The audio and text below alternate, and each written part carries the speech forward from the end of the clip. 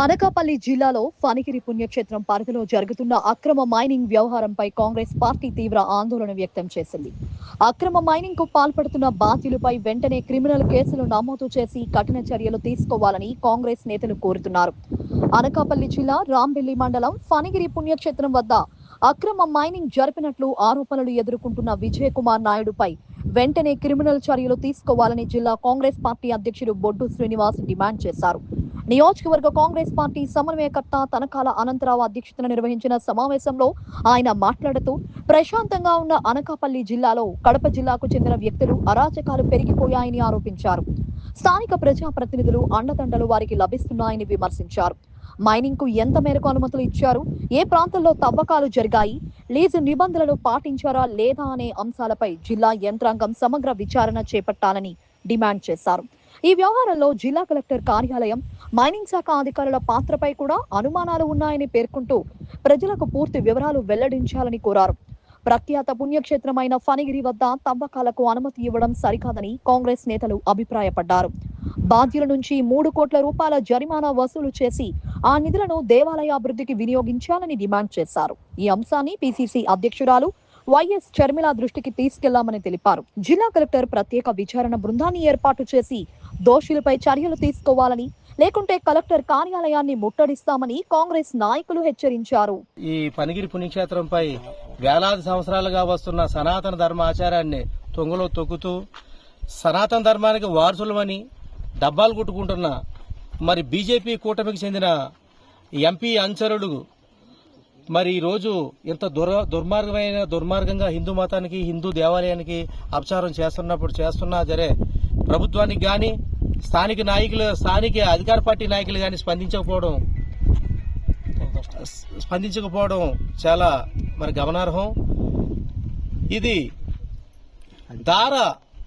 ఎరుపు నీరు వచ్చి అయ్యే వరకు కూడా వెలుగులోకి రాలేదు. వెలుగులోకి వచ్చాక ఎంతో మంది, వేలాది మంది భక్తుల ఆవేదనతో ఈ అన్యాయాన్ని, ఈ అక్రమాలని అరికెట్టేవారు లేరని చెప్పేసి స్పందించడం, దాని మీద పలు ప్రజా సంఘాలు, ఇతర పార్టీలు కూడా మరి చేశారు. దానిలో భాగంగా మరి పిసిసి అధ్యక్షుల వారి శ్రీమతి షర్మిల గారి ఆదేశాల మేరకు మరి జిల్లా కాంగ్రెస్ వారి ఆధ్వర్యంలో ఈ రోజు జిల్లా కోఆర్డినేటర్ అందరం కలిపి ఇక్కడికి రావడం జరిగింది.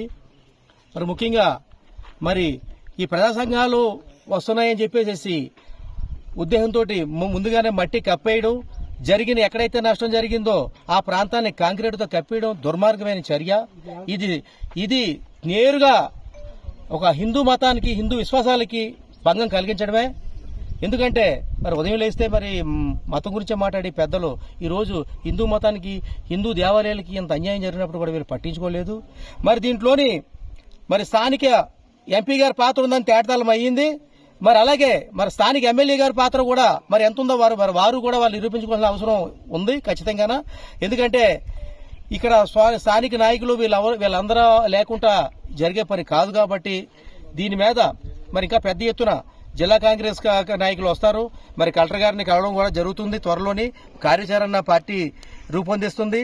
మరి మిగతా విషయాలు, అక్కడ పిసిసి విషయాలన్నీ కూడా మరి మా జిల్లా అధ్యక్షుల వారు మరి మీకు విపులీకరంగా వివరిస్తారు. ఇప్పుడు మన కూటమి ప్రభుత్వం ఉన్నటువంటి బీజేపీ ప్రభుత్వం కానీ, తెలుగుదేశం పార్టీ ప్రభుత్వం కానీ, జనసేన ప్రభుత్వం కానీ వీరు మాట్లాడేదంతా సనాతన ధర్మం కోసమే మాట్లాడేటువంటి పరిస్థితి ఈరోజు. అయితే మేము చిన్నప్పటి నుంచి ఈ ప్రాంతం గురించి వినేటువంటి పరిస్థితి. ఈ పంచదార అని చెప్పి 5 దారులు కలిపి ఈ పంచదారలు ఇక్కడ కూడా ఈ పిండాలు, తర్వాత చనిపోయిన వారి తాలూకు ఎన్నో కార్యక్రమాలు కూడా ఇందాక చేసేటువంటి పరిస్థితి మాకు కూడా తెలుసు. ఇటువంటి పుణ్యక్షేత్రమైనటువంటి పరమశివుడు ఇక్కడ వెలిసినటువంటి స్వయంభూ దేవాలయం కూడా ఇక్కడ ఉంది. పూర్వం పాండవులు కూడా వనవాసానికి వచ్చేటప్పుడు పాండవులు కూడా ఇక్కడ నివసించారనేటువంటి ఇక్కడ చరిత్ర కలిగినటువంటి ఈ పంచదారల ఫలనగిరి. అయితే ఈరోజు నరేంద్ర మోదీ గారు కానీ, అమిత్ షా గారు కానీ అక్కడ జై శ్రీరామ్ అనేటువంటి నినాదంతో ఈవేళ హిందూ మతాన్ని ఎంతో మేమంతా ఉద్ధరిస్తున్నాం అని చెప్పేటువంటి పరిస్థితి. వారి కూటమిలో ఉన్నటువంటి పవన్ కళ్యాణ్ గారు అయినటువంటి జనసేన అధ్యక్షులు, మన రాష్ట్ర ఉప ముఖ్యమంత్రి గారు సనాతన ధర్మం మీద మాట్లాడుతున్నారు కదా. మరి ఏమైంది ఇక్కడ ఈ సనాతన ధర్మం?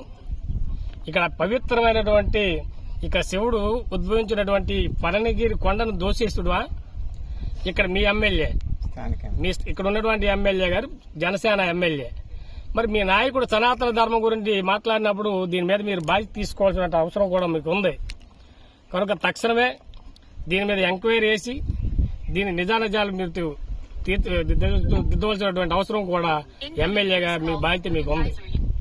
ముఖ్యంగా ఇక్కడ కూడా ఒక పరిపాలనా యంత్రాంగం మనకుంది మన ప్రజాస్వామ్యంలో. కలెక్టర్ గారుగా మీరు ఏం చేస్తున్నారు? ఇక్కడ ఇంత మాఫియా జరుగుతుంటే కలెక్టర్ గారు మీరు ఏం చేస్తున్నారు? అలాగే ఆర్డీఓ, ఇక్కడ ఉన్నటువంటి సచివాలయ వ్యవస్థ, రెవెన్యూ వ్యవస్థ, ఓ మైనింగ్ వ్యవస్థ, ఇన్ని వ్యవస్థలు దీనికి ఉండి కూడా అనకాపల్లి జిల్లాకి పక్క ముందు మండలంలో జరుగుతుంటే మీరేమైనా నిద్రపోతున్నారా? మీరు మొత్తం హిందువుల గురించి మాట్లాడింది ఇదేనా మీరు చేసింది? కాబట్టి తక్షణమే దీని మీద ఎంక్వైరీ చేసి తగు న్యాయం చేయవలసిందిగా కోరుతూ, లేనిపోయిన ఎదట మేము రాష్ట్రం నుంచి కూడా మా ముఖ్యుల్ని, మా పిసిసి ప్రెసిడెంట్ గాని రాష్ట్ర నాయకత్వాన్ని కూడా ఇక్కడ తీసుకొచ్చి కలెక్టరేట్ దగ్గర కూడా మేము ధర్నా చేయడానికి మా జిల్లా కాంగ్రెస్ కమిటీ పిలుపునిస్తుంది. ఇక్కడికి వచ్చినటువంటి మా 6 నియోజకవర్గ కోఆర్డినేటర్లు కూడా రావడం జరిగింది. ఒక ఎస్సీసీఎల్ చైర్మన్, జిల్లా చైర్మన్ గారు రాహుల్ గారు, మహిళా కాంగ్రెస్ ప్రెసిడెంట్ అమ్మ, ఇక్కడ కాంగ్రెస్ పార్టీ అనుబంధ సంఘాలు, కాంగ్రెస్ పార్టీ కార్యవర్గం అంతా కూడా ఈ రోజు పెద్ద ఎత్తున రావడం కూడా జరిగింది. ఇంతేకాకుండా ఇక్కడ అనుమతులు ఒక దగ్గర ఇస్తే తవ్వడం ఒక దగ్గర. అంటే ఇప్పుడు ప్రభుత్వం ఏం చేస్తుంది? ఈ పరిపాలన యంత్రాంగం ఏం చేస్తుంది? మీరు ఒకసారి పరిశీలన చేసుకోవాల్సిందిగా మిమ్మల్ని కోరుతూ, ముఖ్యంగా కలెక్టర్ గారు, ఆర్డీఓ గారు, మైనింగ్ ఏడీ గారు, ఇక్కడ ఉన్నటువంటి రాంబెల్లి ఎంఆర్ఓ గారి మీద కూడా మేము కంప్లైంట్ చేసే పరిస్థితి కూడా ఉంది.